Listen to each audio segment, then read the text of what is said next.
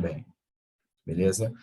Palcos de guerra, basicamente 2 grandes palcos de guerra, tá?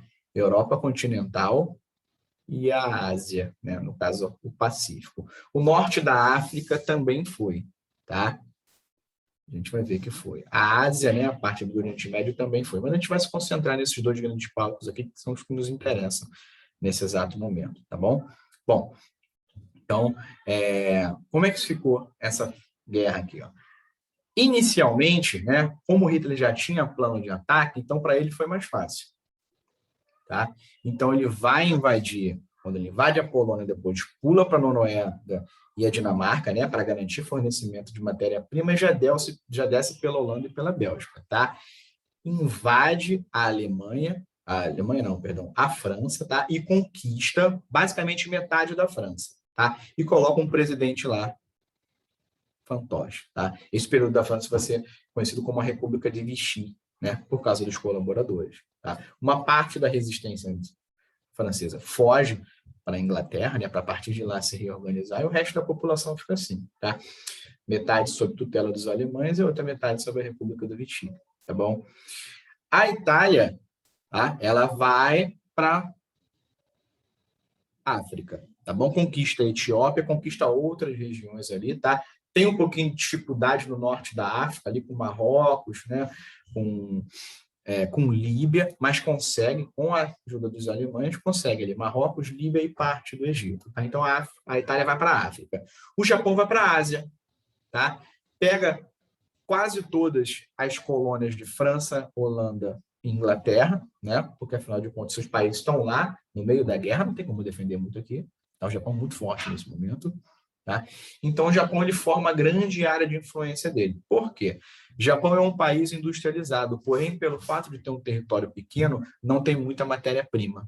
Tá? Então, o imperialismo japonês ele vai para a região do Pacífico, né? Para extrair dali matéria-prima para a sua indústria. Só que essa região do Pacífico também é uma área de influência do imperialismo norte-americano.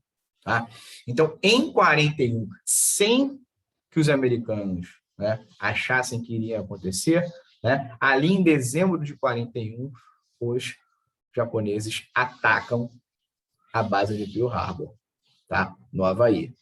Veja bem, já se vão 2 anos de guerra, o eixo está tendo uma baita de uma vantagem, tá? Os Estados Unidos estava lá numa situação, né, razoavelmente confortável, porque está vendendo para a Inglaterra e para a França, não está dentro da guerra, tá? Não quer se meter na guerra, porém, com o ataque do Japão, o Japão acaba puxando os Estados Unidos para a guerra. Tá? Então, os Estados Unidos vai.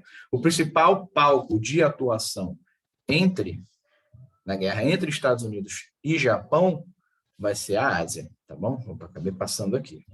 Beleza. Ó, essa é a expansão do eixo. Tá? Muito rapidamente, a Alemanha e os seus aliados, né, conseguem controlar quase toda a França, a Bélgica, os Países Baixos conseguem, a Dinamarca, a Noruega, né, tomou a metade da Polônia que lhe cabia, tomou a Iugoslávia, a Eslováquia, a Hungria, a România, a Bulgária, a Iugoslávia, a Grécia, beleza. Só a Suíça ficou ali como país neutro, né, que não foi invadido. Né? Os italianos eles partiram para o norte da África. Então, em 41, tá? Na virada de 41 para 42, a situação está razoavelmente boa para o eixo. Né? Na verdade, estavam ganhando a guerra. Então, é a partir desse momento, a gente vai ver, ó, aqui no caso do Japão também, ó, olha a área de influência que o Japão tem aqui. Ó, tá? O Japão está aqui, beleza? Então, toda essa região aqui é uma região basicamente conquistada por japoneses. Tá? Lembrando, é uma região com dezenas de pequenas ilhas. Tá? E o Japão domina toda essa região. Tá? Essa é a situação ali na chegada de 42, na virada de 41 para 42. Tá? A partir de 42, a gente vai ver que a situação muda por quê? Tá? Lembrando, os Estados Unidos entram na guerra, né? Logo ali na finaleira de 41, em dezembro mesmo, 2 dias depois, os Estados Unidos já está em guerra com o Japão. Tá? Em 41, a gente vai ver, ó, tá aqui, desculpa, ó, em 41, esqueci de mencionar, a Alemanha invade a União Soviética, né? Operação Barba Ruiva. A gente pode perguntar, mas professor, eles fizeram um acordo, tá? 2 anos antes, 3 anos antes, pouquinha coisa ali, 39, 2, né? Sim, mas lembra, o acordo não é porque eles não querem brigar com a União Soviética, o acordo é para neutralizar a União Soviética, né? O que o Hitler não contou para o Stalin foi o seguinte, ó, você fica quieto aí, que eu vou ganhar cá. Quando eu ganhar cá e me sentir forte o suficiente, eu vou invadir você, tá? Claro, os soviéticos também não eram nem bobos, né? Então, eles acabaram sofrendo ali aquele primeiro impacto, entretanto, conseguem se reorganizar. Então, já em 42, a União Soviética consegue empurrar os alemães de volta, né, para o seu território. Então, em guerras decisivas, conseguem. A gente vai ver que o ano de 43, 42, 43 são anos de vitórias importantes. Tá? Então, a gente pode citar, por exemplo, a vitória de tropas, tá? Anglo-americanas, ou seja, de ingleses e americanos, que expulsam os alemães e os italianos do norte da África. Tá? Então, eles cessam uma via de abastecimento. Tá? E essas mesmas tropas anglo-americanas pulam para a Itália, né? Eles ganham reforço das nossas tropas do Brasil. A gente vai ver isso lá quando for estudar o Brasil, tá? Nesse mesmo ano, a Batalha de Stalingrado, tá? Ela representa também um ponto de virada na guerra entre a União Soviética e Alemanha, tá? Os alemães têm uma derrota estrondosa, tá? E os soviéticos vão marchar rumo à Alemanha, tá? E vão libertar todos os países dali, da região. Tá? Isso vai explicar por que o leste europeu depois vai ficar sob influência da União Soviética. Tá? Então, a União Soviética está expulsando todos os nazistas ali, ó, de Tchecoslováquia, né, Hungria, Polônia, etc. Tá? Em 43, o Mussolini é preso, o Mussolini é derrotado, né, enforcado, morto em praça pública, a Itália caiu. Tá? Em 64, com a Operação Overlord, tá? Também conhecido como o Dia D, americanos e ingleses, né, desembarcam na Normandia, né, região do norte da África, conseguem quebrar a resistência alemã e partem para dentro da Alemanha. Então, basicamente, essas aqui são as frontes de batalha. Tá?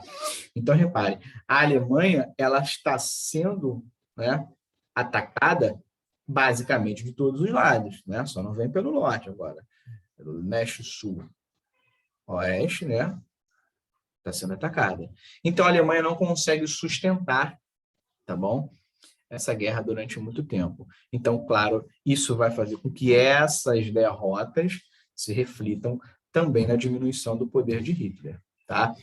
Aqui a gente vai ver, ó, que entre 42 e 45, tá, as batalhas lá no Sudeste Asiático também são batalhas decisivas. Em 43, a Batalha de Midway, né, que os Estados Unidos conseguem quebrar, digamos assim, né, a resistência japonesa, que Midway está aqui. Por que a guerra aqui foi mais complexa e foi uma guerra muito mais marinha né, e da aeronáutica, de marinha e aeronáutica, né, uma guerra no mar, uma guerra no ar, porque nós estamos falando aqui de centenas de ilhas. Então, os americanos foram conquistando ilha por ilha, ilha por ilha, ilha por ilha. Né? Não era muito fácil, mas conseguiram.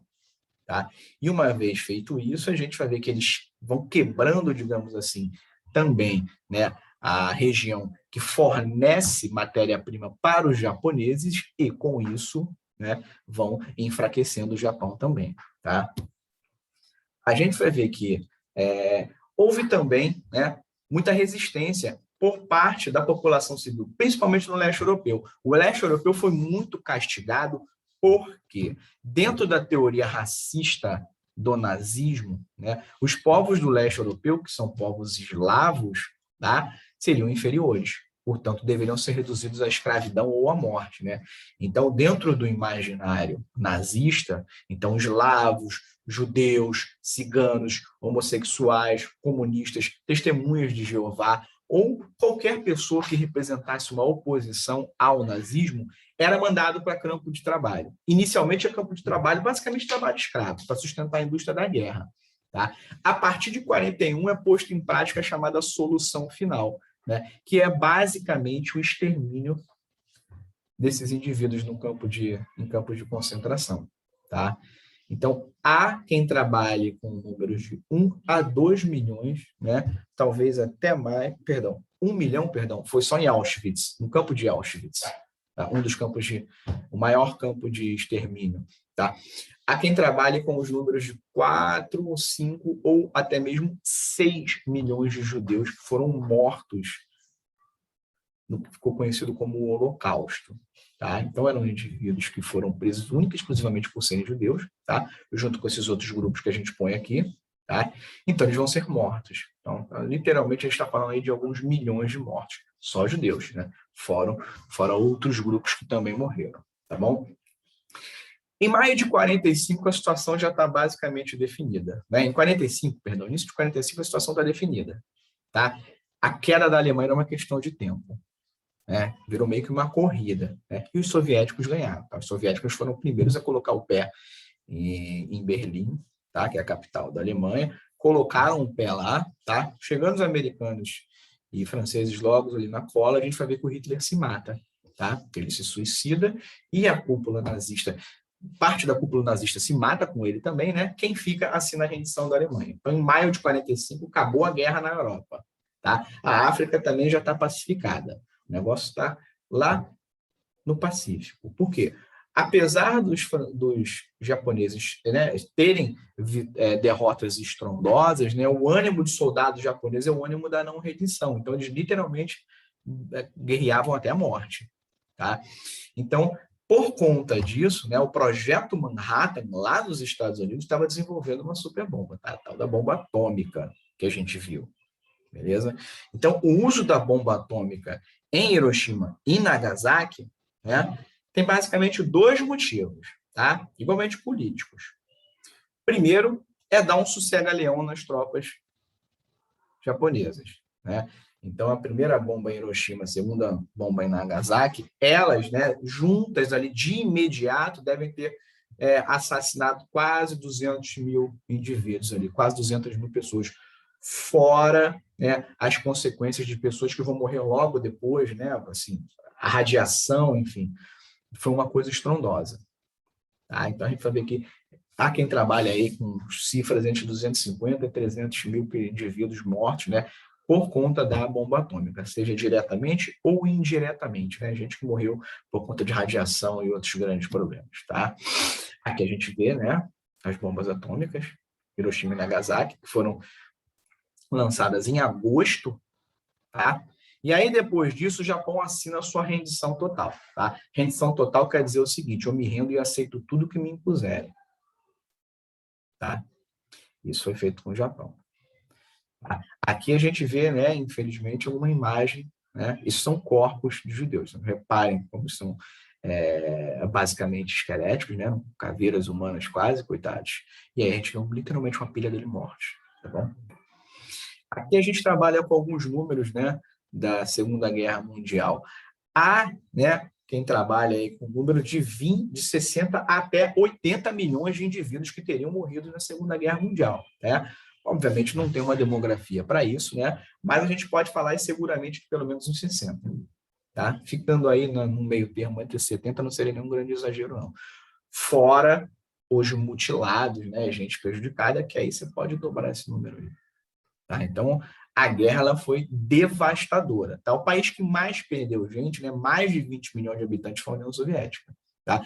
Perdeu 20 milhões de habitantes não só na guerra, mas em decorrência da guerra, né, da fome, enfim, de toda a exaustão que isso implica. Tá? E a gente vê aqui, ó, numa comparação, olha só, a Segunda Guerra, a primeira a gente já tinha falado, a Primeira Guerra ela avançou sobre civis. A Segunda Guerra ainda mais. Então, a gente vê aqui, por exemplo, né, se esses cálculos aqui estando certo, tá? A gente está falando aqui de mais da metade dos mortos da União Soviética são civis, né? Não são militares. Na China, né, a gente dá um chute aí 2/3, a Polônia, quase a totalidade, a Indonésia, aqui a gente vê que a Alemanha tem uma porcentagem grande, né? Japão, idem, mas a gente vai ver que os Estados Unidos tem a população basicamente só de soldados, porque os Estados Unidos não lutou, né, em casa, lutou fora de casa, tá? A única parte do território americano atingida foi Pearl Harbor, tá bom? A gente vê aqui que a partir de